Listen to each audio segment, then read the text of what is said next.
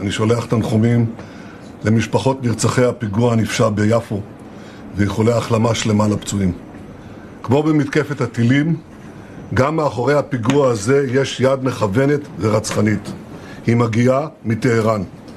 הערב איראן שוב תקפה את ישראל במאות טילים. המתקפה הזאת נכשלה.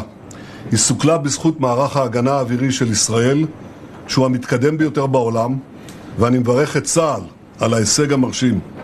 היא גם סוכלה בזכות הערנות והאחריות שגיליתם אתם, אזרחי ישראל.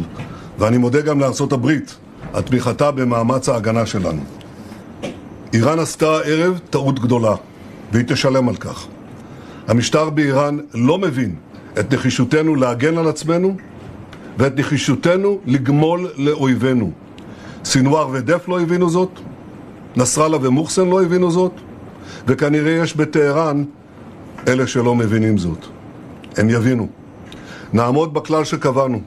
מי שתוקף אותנו, אנחנו תוקפים אותו. זה נכון בכל מקום כשאנחנו נלחמים בציר הרשע.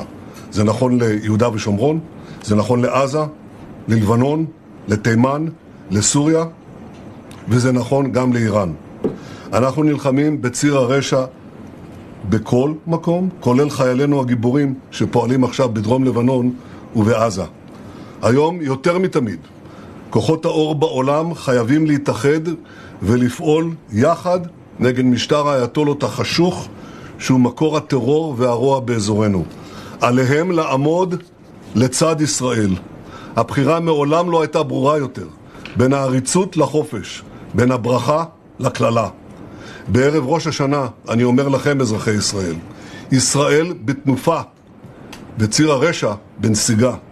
נעשה כל מה שצריך כדי להמשיך מגמה זו, להשיג את כל מטרות המלחמה, ובראשם החזרת כל חטופינו, ולהבטיח את קיומנו ועתידנו. שנה טובה ופתוחה לכולכם.